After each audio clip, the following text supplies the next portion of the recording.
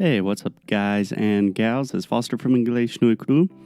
We have another beautiful, beautiful episode of Inglês no Cru Rádio for you today on a very rainy day in South Carolina.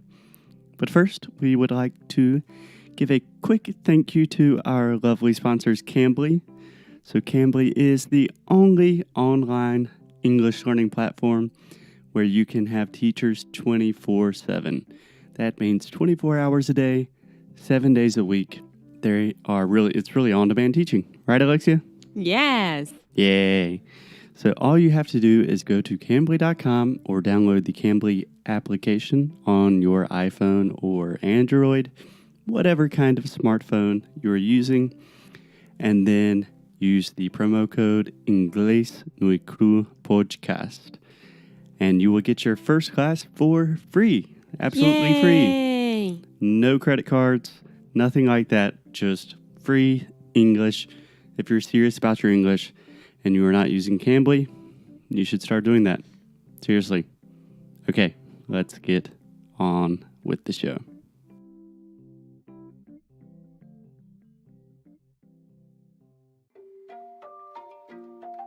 Oi, fala aí, pessoal. Bom dia. Você está escutando o Inglês no Rádio. I am your host, Foster Hodge. This is your daily dose of English.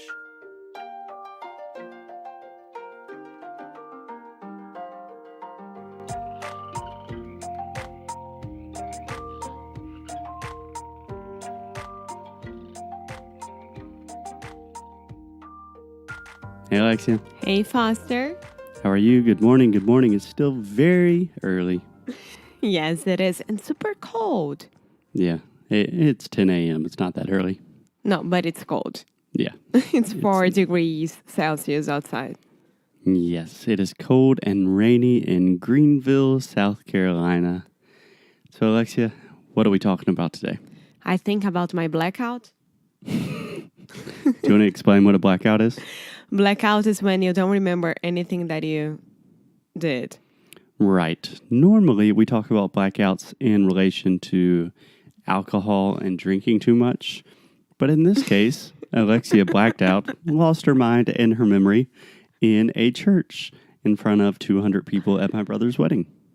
Yeah, well, I don't even know how to begin talking about it because I honestly don't remember. Okay, so Alexia is not helpful here, so let me explain a little bit of the backstory. So my brother was getting married, and my brother's fiancée at the time, now my brother's wife, my sister-in-law, very cool. I have a sister-in-law. Hey, Christine, what's up? I imagine you were not listening because you were on your honeymoon. But Christine asked Alexia to read a verse from the Bible, to read a Bible passage during the wedding. Obviously, Alexia was honored, and then very quickly that honor turned into complete and total terror. So Alexia had to read like 10 short lines. It was like 30 seconds, 40 seconds. Yeah. So obviously, as an English teacher and a pronunciation coach, I took this very seriously. So Alexia and I practiced a lot. She was doing great. Had a couple of words she had to work on, especially the difference between gone, which would be the past of go, the past participle. So like I'm going to the mall, I went to the mall, and then she has gone to the mall, right? But Alexia, for whatever reason, was saying gun, which would be like achma, like a pistol, which in church, probably not a good thing to say. You know that I had this conversation with your grandfather, right? My grandfather, who is a Lutheran pastor, which means he is a minister. Yeah. One day before the ceremony, I think that Foster was telling him that I was super nervous about it, right? Mm-hmm. How is it? What do you mean? And then he said, yeah, I'm nervous as well. Yeah, he was just saying that he's literally spoken at churches probably a million times. Yeah. And then I turned to him and said, can we hold hands? my reading, and I'll be honored. Honored. Honored. So that is actually the ah sound, just like prato chato, honored. Yeah, but the good thing is, before the ceremony, Foster and I and his parents, we arrived there like 1 hour and a half before the actual ceremony. Mm-hmm. And while Foster was with his brother somewhere inside the church and his father, his mom was walking around checking out everything, and I was with the church director or staff. I don't know. His name is Jim.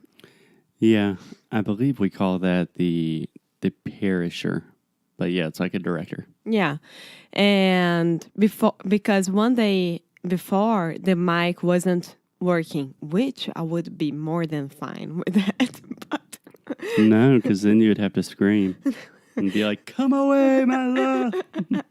and then he fixed it and he asked me to like try it.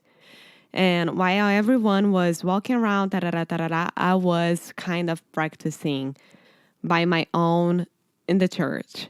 On my own. On my own. You could say, sorry. You could say on my own, which is you're just practicing and no one else is around. Or you could say by myself, which is more or less the same thing. Yeah. So I was by myself practicing and it felt good. But I wasn't speaking on the mic. I was like where I was supposed to be reading and saying it just to myself. Yeah. So you had a good amount of preparation. I would say you prepared a little bit every day for about a week. Yeah. Yeah. And then during the actual ceremony, the ceremony starts. The bride comes down the aisle. It's beautiful. Everyone's so happy. I see Alexia. She looks like a ghost.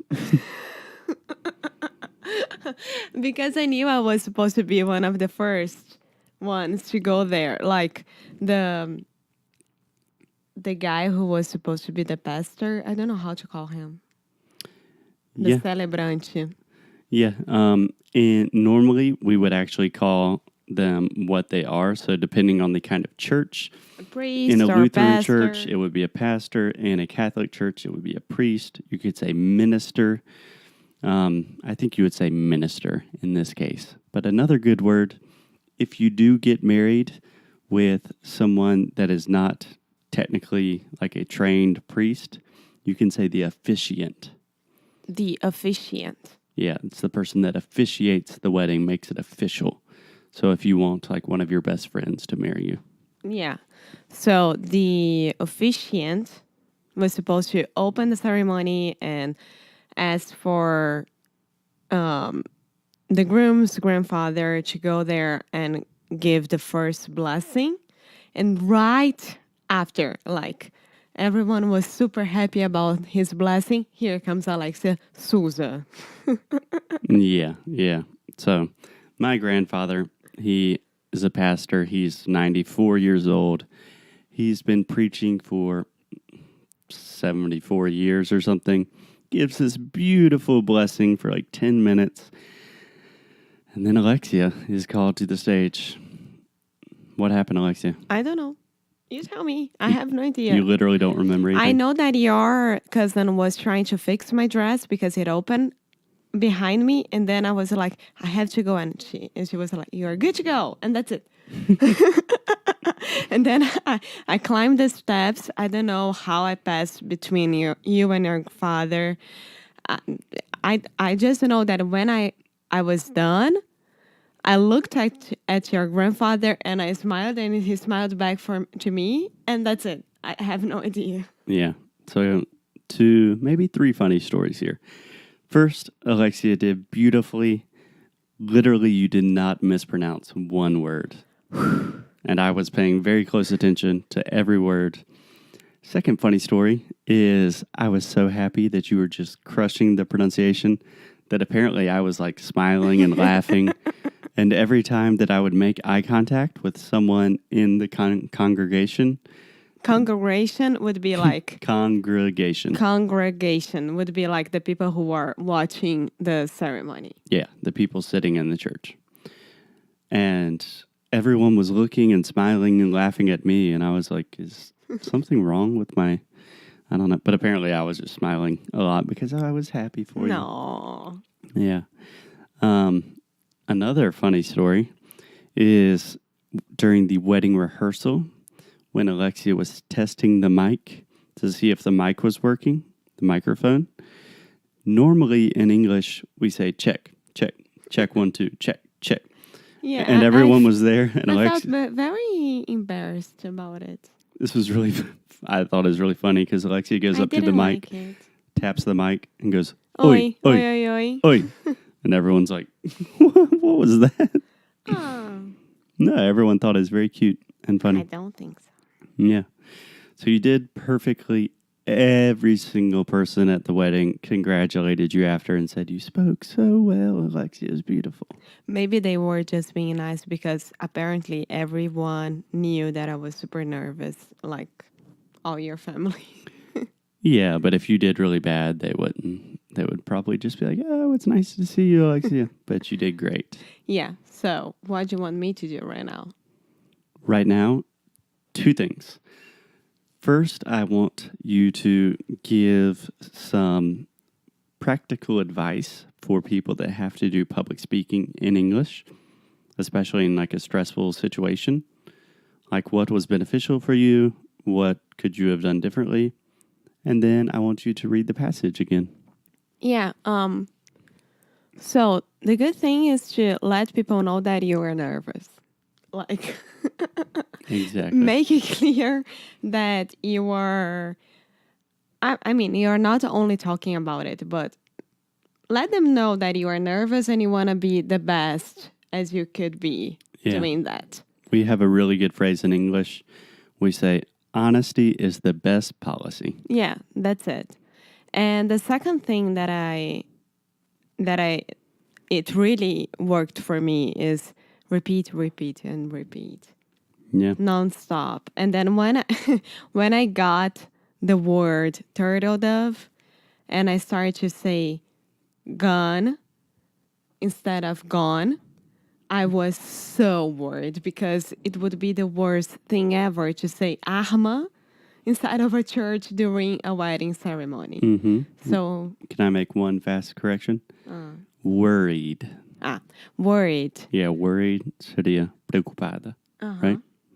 And I couldn't stop saying the word gone, gone, gone.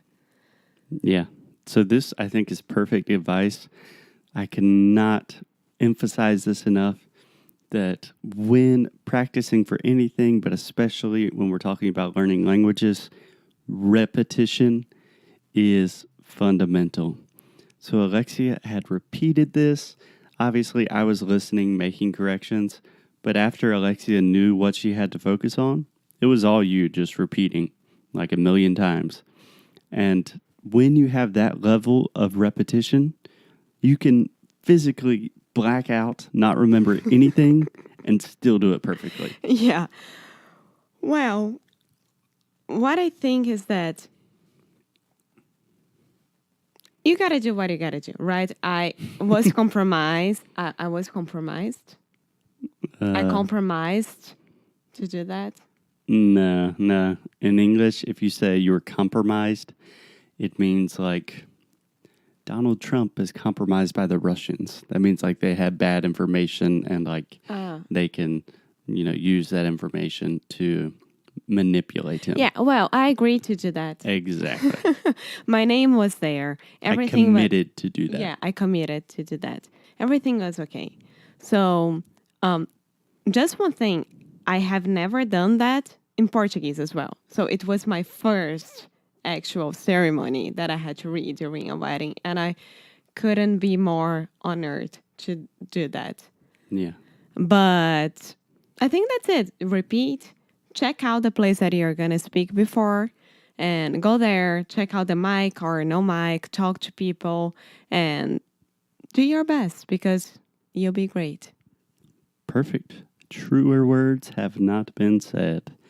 So, Alexia, can we hear you read the finished product, the passage from the Song of Solomon, por favor?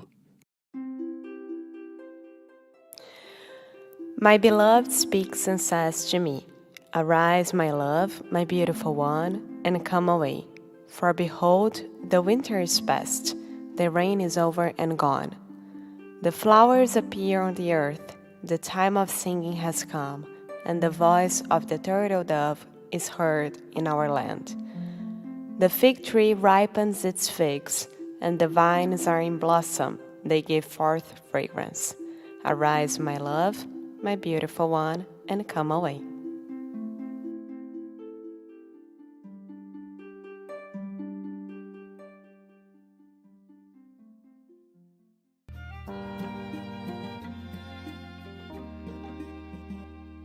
Hey guys, thanks so much for listening to another episode of Inglês no Rádio. If you like what we do, if you want to support the show, here's what you can do. Leave a rating and review on Apple Podcasts or Android, wherever you listen to the podcast. It really helps other people discover the show. And you can sign up for our VIP newsletter. So each time we release new courses, early discounts for Sound School, new worksheets, special discounts, the people on our newsletter are the first to know. So if you are interested in the things we are doing, go to inglesnucru.com and sign up. And as always, keep up the good fight and lose well. Até já.